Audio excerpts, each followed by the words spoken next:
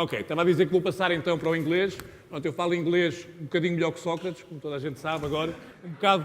Um bom bocado pior do que o Ricardo, não é? Que fez uma excelente apresentação. Ricardo, a única coisa foi aquele nós e eles em relação aos 18 anos. Foi a única coisa que eu não gostei muito. Hoje temos todos 18 anos, não é? Hoje somos todos teen entrepreneurs, mas foi sem dúvida uma magnífica apresentação. Bem, eu vou falar sobre, I will talk about entrepreneurship now and the way I learned it. I'll try to give you 3 basic lessons on how to become an entrepreneur, which I think we agree it's what we need the most now, not only in Portugal, but in Europe.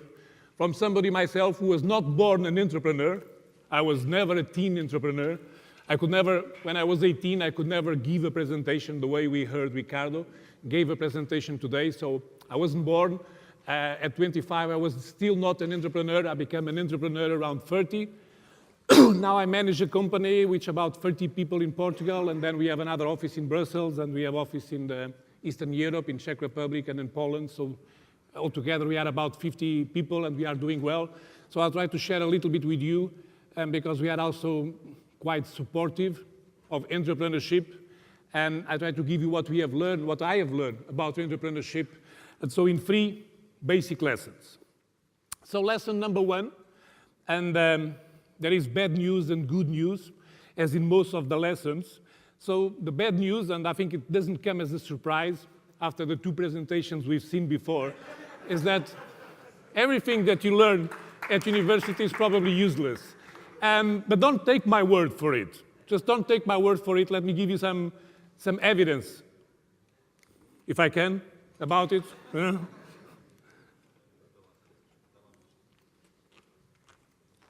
You know, whenever you start to talk about universities and the university world, something happens, you know. They are extremely powerful, and they are everywhere, right? Even these TED events, and it's not easy to say something. This is also the cost of innovation, because have you seen this is not PowerPoint, it's Prezi. So again, Microsoft University. So we're talking about 2 very powerful forces in here. What I was telling, remember where we were before this interlude? I was telling probably everything that you learn in university is quite useful. And I promise to give you some evidence about it, and that's what I will try to do. Oops, yes. This year alone, and this is actual facts, you can find them on the internet like everything else. This year alone, 4 exabytes, it's quite a large number, as you can see there. Everything is happened to me in this presentation. 4 exabytes of new information are going to be generated this year. It's difficult to have an amount what this means, but I can tell you, and this is also a fact, this is more information that was generated in the last 5,000 years, in this year of 2010 alone. The amount of information that we produce now with the internet, we've heard about the internet in the brilliant presentation from Chris. What it means is that the amount of new information, it doubles every year.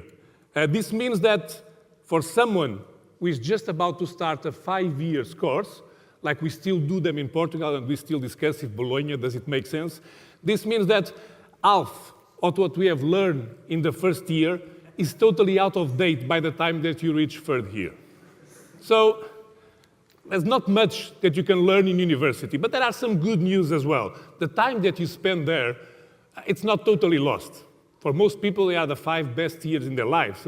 And probably you take something out of it, apart from the time that you spend in classes, which normally it's wasted, sorry to say that, but most of the other time, it's possibly useful. There are a lot of stuff that you can take from the time.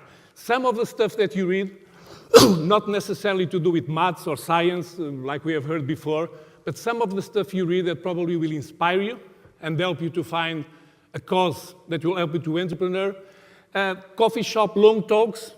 Personally, I spend most of my time in university in the cafe, and I've learned quite. You get to know a lot of people, you get to talk about everything. It can be quite inspiring. Summer jobs. This is something that now more and more I ask in job interviews. Have you taken summer jobs? Have you done something during the summer? Have you tried to use your time? Voluntary work, it's a luxury that we can pay ourselves in Europe. It's to do voluntary work that people in other regions of the world cannot, and for sure it accounts for your experience. Even something like military service, which was something that was compulsory in my time. I would say luckily for most of the people it's not compulsory anymore. Still, I tell you that in the army, I learned 4 basic principles that have helped me quite a lot in my entrepreneurship career. First lesson, don't make stupid questions. And I remember once being in the army and we were doing a shooting exercise. Half of the platoon were shooting, the other half was in a trench below the targets, and we were given a stick and we were asked to use the stick to point at the targets so that the ones that were shooting could tune their shoot. They could see where they were aiming and then they could correct their shooting. And then, of course, the sergeant, he gives everybody a stick. He then explains what they have to do. You have to use the stick to point. And then he concludes with a typical question that is always put forward in the army. Does anybody has any question? And somebody asks, yes, my sergeant, I don't have a stick. And then he says, then you point with your finger, of course. That's what you do. It was a stupid question. Don't have a stick, just don't point it. And whatever happens to the guy, it doesn't matter. Don't make stupid questions. It's a waste of time. Don't give stupid answers. And we'll come back to the issue of stupidity quite soon. It's also a waste of time. And the answer, point with your finger, was not a stupid answer. It was really just think for yourself. And I think it's a valid answer. Give clear instructions, which most of the times we don't do. And of course, empower. All this I've learned in the army and in the year that I spent there. And I used to say there is a funny thing about the army. Whenever you are there, you think when you look back at the army, you think it was better than what it actually was. But there's something for sure that you can take out of it and that can help you. But to say the army says voluntary work, says summer jobs, says conversation, whatever. Use your time at university because that's what you're going to take out of it. Lesson number 2. And I'll say there are only 6 basic recipes for success. We've heard in the first presentation there is no really formula for success, but I will try. I'll give it a try in any case. And I will say there are only 6. Being that the first 5, if we may, this is to create the necessary suspense, of course. Again, it's traveling within the document. No? Yes, somewhere there. Don't take me back to the beginning, please. Yes. The first 5 will be, and I take this from Gato Fedorento, of course. I say the first 5 will be work, work, work, work, and work. And this will be the first 5 recipes for success. And of course, if you ask me, what if I only have work, work, work, and work? Then forget about it, for sure. If you don't have 5 times work, then forget about it. That's what you're going to need. Yeah, the one below. Okay, we were in the work, work, work, work, work. Okay, you got the joke already, no problem. And then the next one. Okay. The next thing, which we just skip it through, was intelligence. I think that's the next factor besides work, and I continue to say work is the more important. What you really need, it's intelligent. And this may seem complex and may seem, it's a complex context, intelligence. It's not. When you are a teenager, at the age of Ricardo, when you are in your 20s, life seems complicated, because it's made of a lot of choices. You have to choose between staying home for studying or going out and partying at night. You have to choose if you date this girl or that girl. But when you become older, as Ricardo will find out, you only have one girl and you cannot go out at night. And so life becomes simple. Huh? And it's basically just about 2 things. There are only 2 motivations then in life. One, it's about me. And it's about what can I earn for myself. And this is the basic motivation. And if we forget about it, things will not work. And we have seen beautiful systems being set up in the world which forget about the me part of it. What can I get for myself, the reward that I can get for myself, and they didn't work. It's a lot about me. And if I'm going to become an entrepreneur, is what can I get for myself? I want to get something. I want to get money, I want to get success, I want to get fame, I want to get recognition, I want to get awards, I want to get invited for TED, whatever. But it cannot be only about me because it's a society. So it's also about them. It's also about the others. It's also about what can we give to the others. Me, it's important, but of course we have to think what we can give. And this sets these two simple dimensions. And I believe that, in fact, all our lives is ruled by these two dimensions, which makes these two axes that they cross themselves somewhere.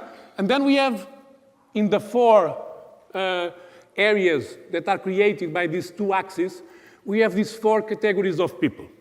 And the most important category, of course, are the ones that they score positively, both on the me and on the them, meaning that by their actions, they get a profit for themselves.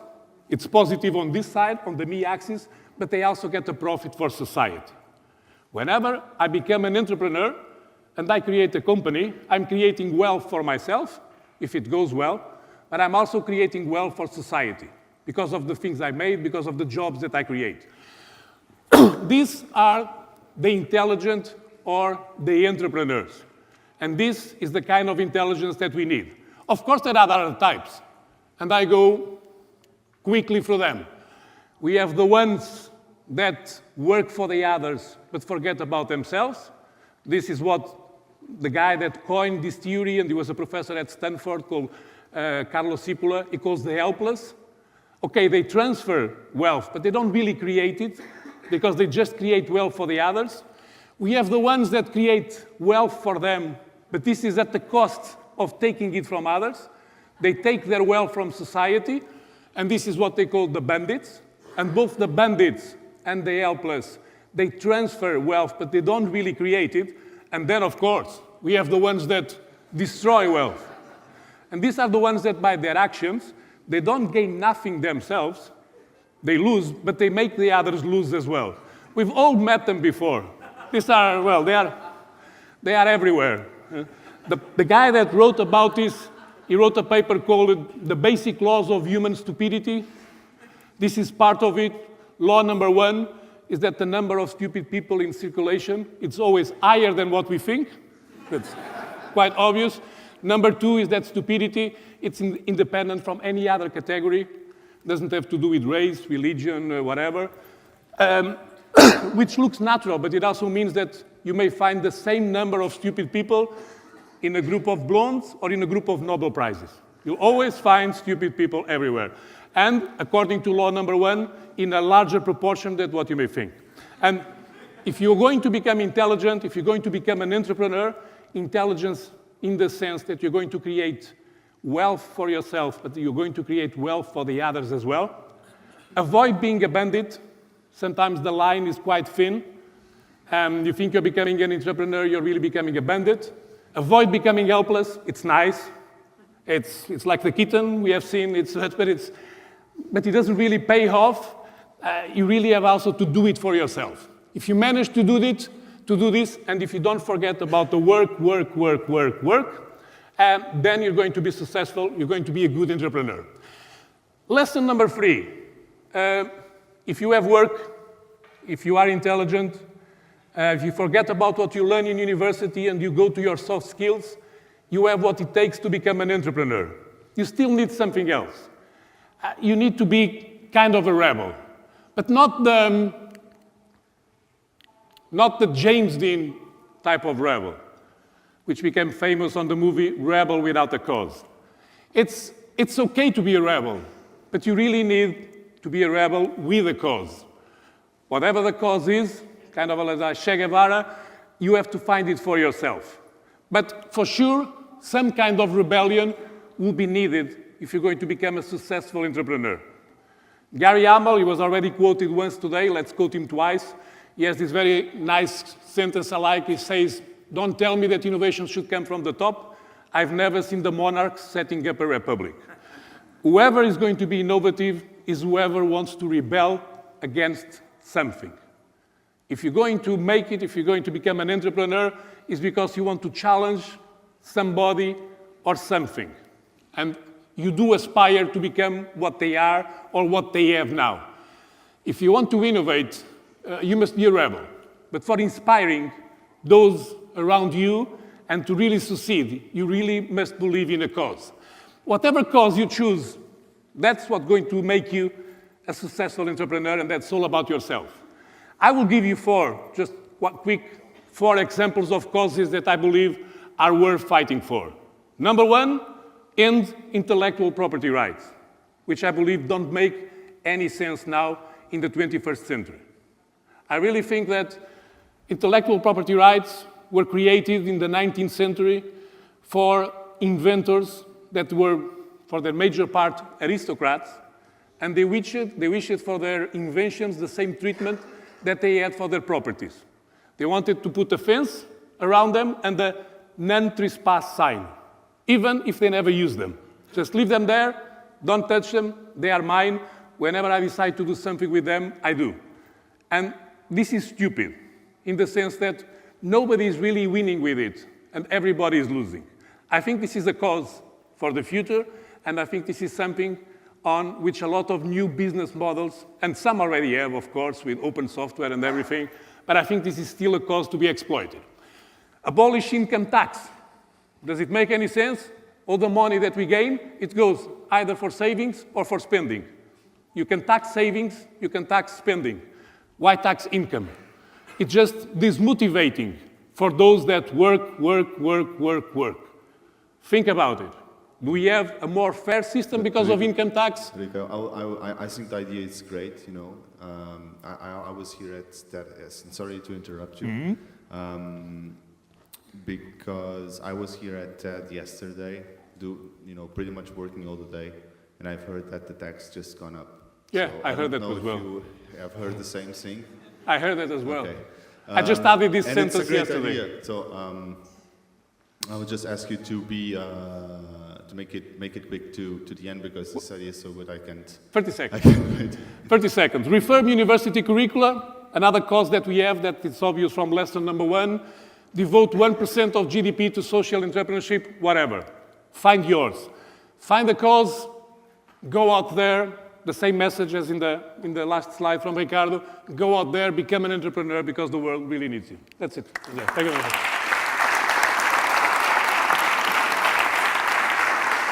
Thank you.